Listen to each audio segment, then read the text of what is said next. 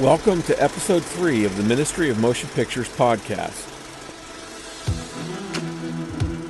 The Ministry of Motion Pictures exists to advance the art of Christian film for the glory of God. I'm your host, Todd Schaefer. This is the second part of my conversation with screenwriter Sean Paul Murphy, who's written 12 produced Christian films. In our last episode, Sean chronicled his writing career, which was primarily for pure flicks. Sean's stories provide a window on the inner workings of much of the Christian film industry. And these stories are sometimes encouraging, sometimes cautionary, but always entertaining. We pick up Sean's career with the Revelation Road films.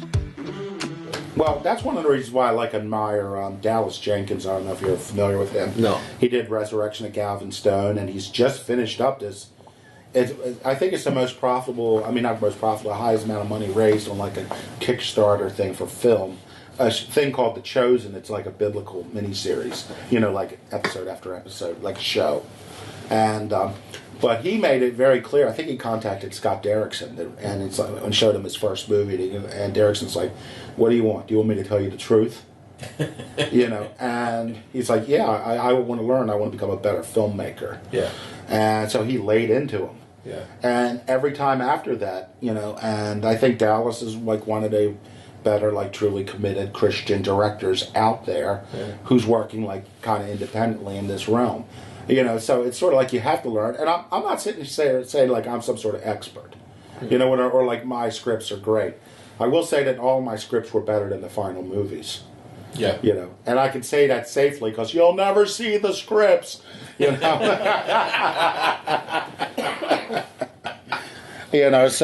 I can safely say that. And I generally like the movies better if they're closer to the scripts. The dumbing down didn't affect us by Sarah's choice. We were not dumbing stuff down. We wrote, I think the original script, they made some weird changes on Hidden Secrets. They cut a lot of the humor out because it was, humor, inappropriate, of course. And Holy Man Undercover, I can't recommend the film necessarily as it exists now. I do hear every once in a while, rumor will get back to me that they're going to release the original edit of it, and I hope they do. Huh. And Sarah's Choice, I'm very happy with pretty much the way it turned out. And The Encounter I liked. The Encounter was the cheapest film we did, and it's been... Finally... It has one location? Is that... Yeah, essentially, yeah, it's one location. It all takes place at a diner. I'd say 80% or some flashbacks that take place elsewhere. And a lot of those choices were horrible in the flashbacks. But that film finally was the Christian film that actually did something in the sense that it was the redheaded stepchild at the time.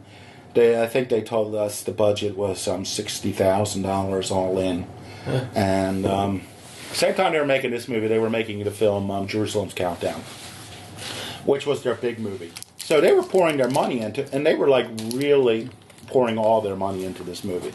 And we were sort of the little film that, I remember I was at the Christian Film Festival and that film premiered and The Encounter.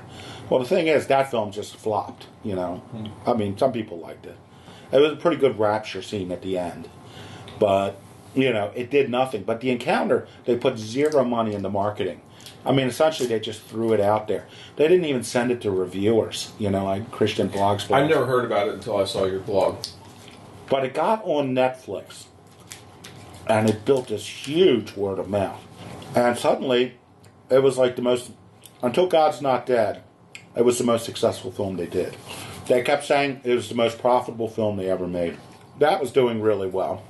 Around the same time, Tim and I were writing a film based on a treatment by Brad Stein and John L. Sullivan that presented to Pure Flix called Proof, about a student who's going to be failed if he acknowledges the existence of God, and he ends up debating the student in our version of the film. The student doesn't debate it, the teacher does, and that ended up being the subject of a lawsuit later with the God's Not Dead. But I'm a witness in that, so I really can't comment on it. I will say that the release of The Encounter, and once The Encounter started reaching some success, that was really when I should have gotten out of Christian film, because finally a film that was really reaching people. We showed it at a film festival in Boston. Christian Film Festival. It's really kind of a weird festival where you go to the movies for free. And church people are supposed to bring their unsaved friends and watch these movies. So it's not really like a film festival. And after they showed The Encounter, very first screening of the film, literally 200 people came forward to accept the Lord. And it's been having that kind of success ever since. It's been an amazing film. I was recently contacted by a guy on Facebook from a guy from Nigeria. There's a lot of fraud sometimes from people outside the United States on the internet. But this guy contacted me, and I saw he was a Christian. I saw he had a lot of Christian posts before I accepted his friend.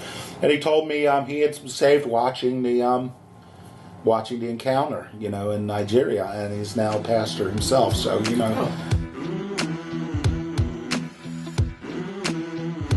As I said, Dave was doing a one-man show. That's why we ended up doing Holy Man.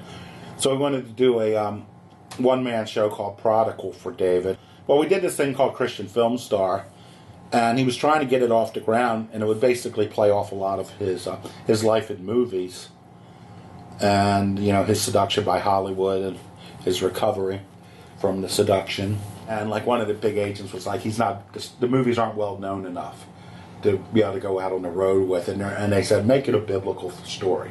Make your life into a biblical parable. And it's like the prodigal, so we called it Prodigal, and about, this preacher's kid who leaves his father's values, goes to Hollywood, finds another father figure in Burt Reynolds, and has a success and then a big fall, and then he returns to his father's values and the faith and all.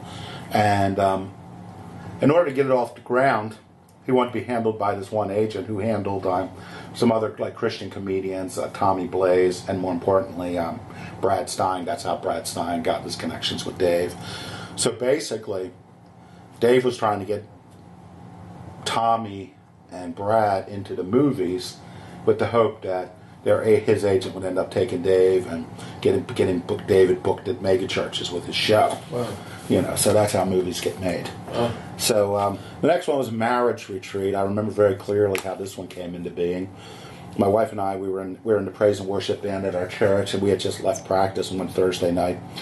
And we were driving home, and David called. He had just seen the movie Couples Retreat, the Vince Vaughn comedy.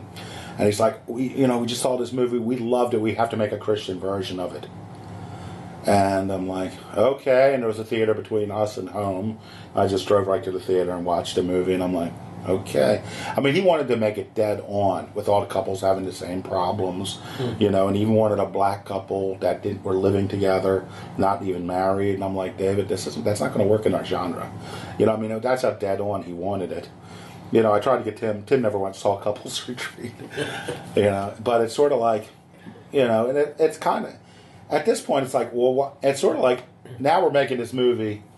It's like, well, why are we making this movie at this point? It's like, sure, you say women should be submissive to their husbands, husbands love your wives. I mean, it's like, if that's all there is, there's like no movie here, or is it just because a guy saw a movie and wish he had starred in it, so he's making his own version of it, and which is essentially what it was. So Tommy came in on this one. He also was brought in as a writer.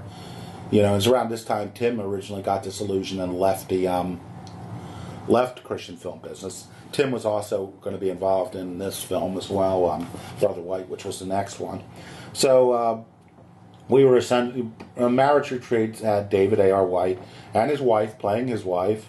It had Anna Zawinski, who was one of the investors, later wanted to produce it, and she had her young husband in the film playing her husband. And then Tommy angled and got a role. I think Brad assumed he would be getting the role of the third husband, but Tommy ended up with it. Tommy rewrote the script, and I was editing it. I feel I had more impact on the film as an editor than as a writer on it, because I kept hearing reports from the mountain, as they'd always say, up on the mountain where they shot it. They're like, oh my God, this movie's horrible. Oh my God, it's horrible. Oh my God, it's horrible. People are saying, oh, it's not working out. It's not good. It's horrible.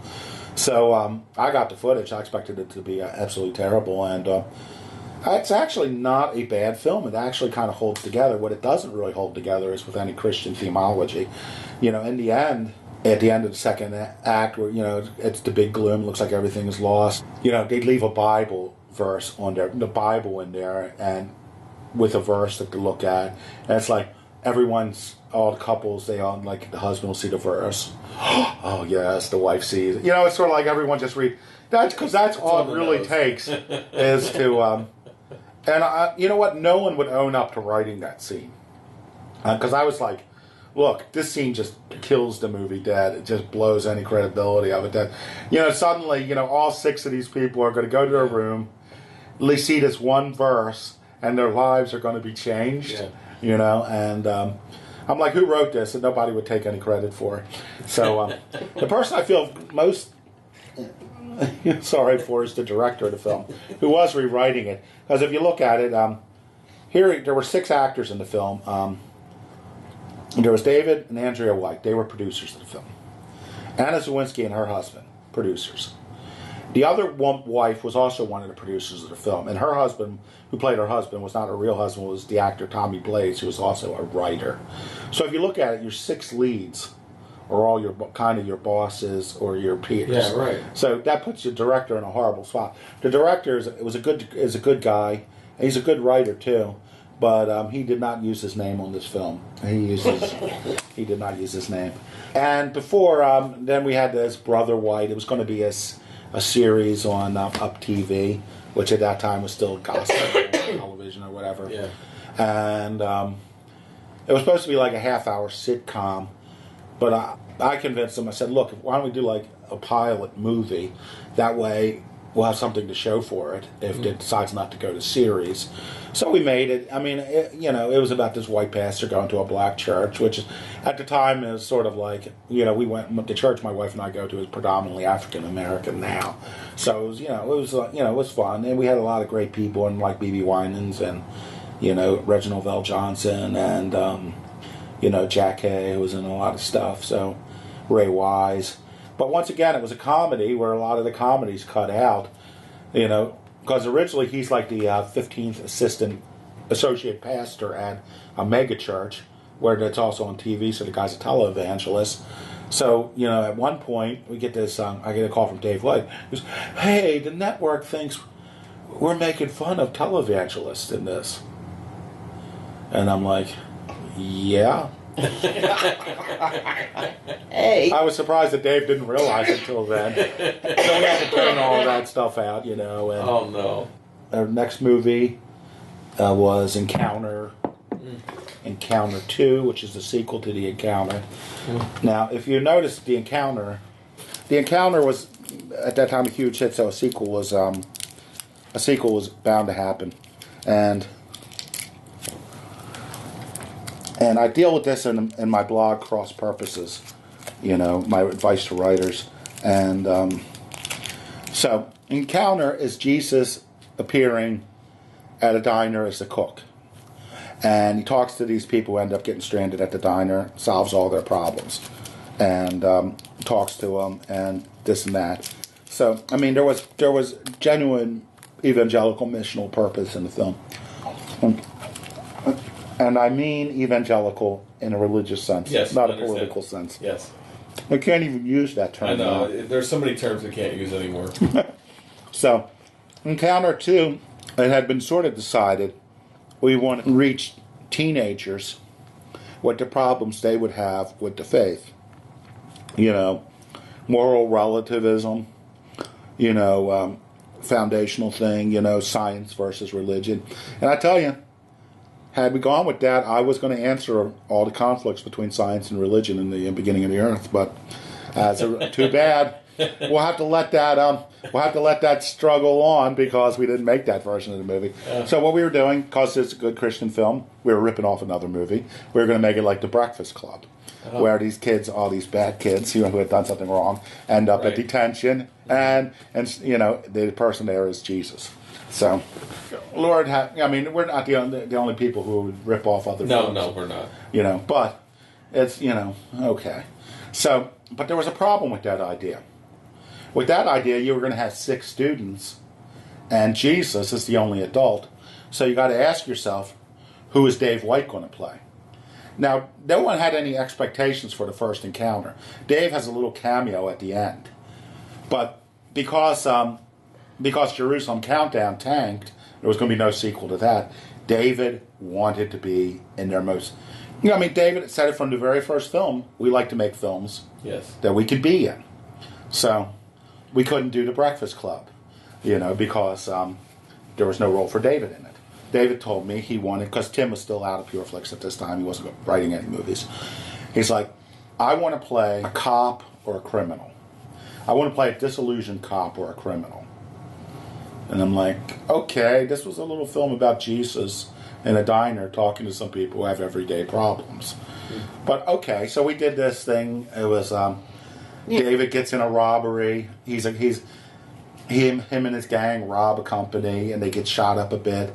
And they go to a doctor's office because his little brother is shot. It's kind of like Desperate Hours, you know, the Humphrey Bogart film. Mm-hmm. And he holds the people hostage. One of the people he holds hostage just happens to be, you guessed it, Jesus.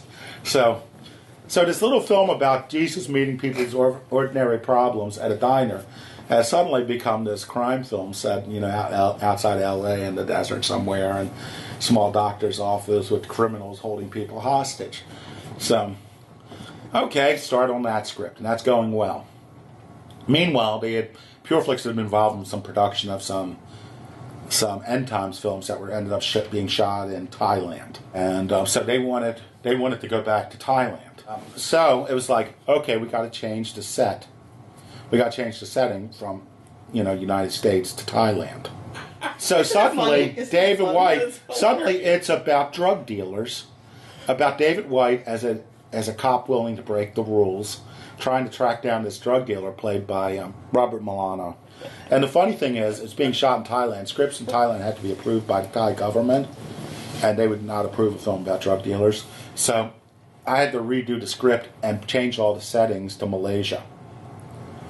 So that when the Thai government read it, they knew it was going to be shot in Thailand, but they assumed it would be going to be about Malaysia. So they approved the script. So we shot this, and you know what? I will say... You can't make this stuff up. No. Yeah, and considering how this film became what it was, you know, it's really well done. And strangely, this film has had a lot of outreach to people who are criminals, you know, and wow. People have been using it in crime ministry, you know, in prison ministries. Really? I was contacted as a result of this film by a former guy, a mob turncoat. And it was sort of like there was an anointing on the film anyway. You know what I mean? Yeah. It was a surprisingly effective movie. I don't even know what happened after that. Oh, the Revelation Road films. There were 3 of them. There were really only 2 of them. Directed by Gabe Sabloff, who also rewrote the scripts. Basically, the first one was this one. It's an end times movie, and this is kind of the conflict of dealing with Christian, non-Christian. It's sort of like, my philosophy of film is to try to make the characters in the film as much like real people as possible. Mm-hmm. You know, so that what happens to them people can recognize. Gabe had a different idea. So basically, when it began, it was a salesman who's on the road. The rapture happens. He has to fight his way, try to get back to his family. He's a non-Christian. His family were Christians. But Gabe decided to make it more like this guy's like some super killer. Like was in army medical experiments that have turned him and have no fear, and he has like super killing powers. You know, so, which is like, that's good for a movie, but it's sort of like, I'm sitting there thinking, I'm sure this film is going to reach and touch the hearts of all of our viewers who went through secret government programs to become super killers.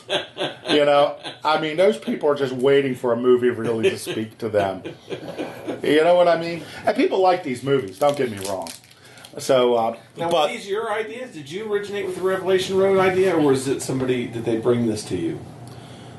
No, all these films, most of them were all brought to me. They were brought, but here's the thing. Usually, like Encounter, you know, there was an entirely different treatment. Somebody else gets story credit for it. But literally, we just threw the story, completely threw the story out. Same with Sarah's Choice. A lot of the other movies, they're just based on, you know, it's sort of like, hey, I went to the movies and saw this, let's make one. You know, just like it. But we'll mention Jesus. So that, our audience will like it.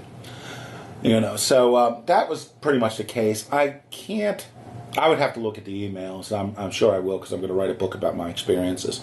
I hope so. Yeah, I was waiting for I needed a bridging story. And I will say that my journey in this was thinking that I was doing something good. And literally doing some good work. And, it's like the guys who wrote God's Not Dead, Carrie and Chuck, at one point they had done some movie for Up TV for PureFlix. And PureFlix, around the same time, what they were doing is they'll release these films abroad and they'll essentially cut the Christianity out of it, because there's less interest in Christian material abroad. Same with the Revelation Road films. I didn't discover until later that they were shooting entirely different scenes so that it wouldn't seem to get essentially that it's just a mysterious event, not the rapture. But a lot of the films, I heard they shot additional stuff for Encounter 2 that I never saw. So I didn't see the foreign versions. But near the end, they were going to do these Women in Jeopardy films. And essentially what they wanted to do is they said have 4 Christian scenes, but they can't be plot essential, so we can cut them out. Because what they were going to do is release them to the CBAs, there's Christian booksellers, and all, as Christian films, but then try to get them on Lifetime and all as Women in Jeopardy films, without the Christian content, and sell them abroad without the Christian. Now it's one thing, I'm not one necessarily to approve of selling it abroad without Christian content, but I was like, you can't do that. You can't have these films playing on television as non-Christian films and then selling them. I said, you're going to destroy your brand. Well, after God's Not Dead, they didn't have to worry about that because their brand was established and they don't have to worry about kind of squeezing the extra dime like that. So, but at one point, Chuck and Carrie, they told me that they were being told to cut the Christian content out of one of their films to just make it a romantic comedy. And they're like, if we want to write secular films, we'd write them for Warner Brothers and make real money. You got pay. You'd have to pay us what real screenwriters get. For if you're going to do that. And they didn't want to do it anyway. They could have been writing these movies, and I got pretty much so caught up in writing all these films. I mean, look at all these films I wrote in such a short amount of time. Incredible. I'm like Tim and a lot of the by was myself. it a total of 14? Well, they're not counting the first one, 21 Eyes, and then there's also a documentary in there that I made. And so 12 of these are Christian films. Not all of them were PureFlix either. There's Open My Eyes there too, which was I wouldn't say the last one, but it was close to the last one. It was done at the same time as the third Revelation Road film came out. Not to mention, Sean, Sarah's Choice. We showed this at a women's pro-life group, and women were just breaking down, crying, watching this. And some women came to Sean and said, I didn't get an abortion because of this film. Wow, incredible. Yeah. And, I know, this didn't... I think you made what? Can I say how much? 5,000? I don't know. Well, Something we like also that, did humble amount of money for all all the work. That's not just humble. That's peanuts. Well, when you consider that's a high percentage of the budget. Wow. You got to consider what the budget of the film is. I think, and also too, I will say, in a couple of these films, we get quarterly payments on them, so it's okay. I think when we go get to heaven, there's going to be some souls up there that are going to say, hey, hey, high five. Yeah. Thanks for Mom seeing your film. Because I'm here. Absolutely. You know what I mean? I know at least there'll be one Nigerian preacher there. But not because of Sarah's Choice. That's going to be the big reward. In our next episode, Sean Paul Murphy will talk about what's happening in the Christian film industry today, the good and the bad, and what filmmakers need to know in order to survive the streaming marketplace. You'll find links to Sean's blog in the show notes of this episode. Find us on the web at ministryofmotionpictures.org.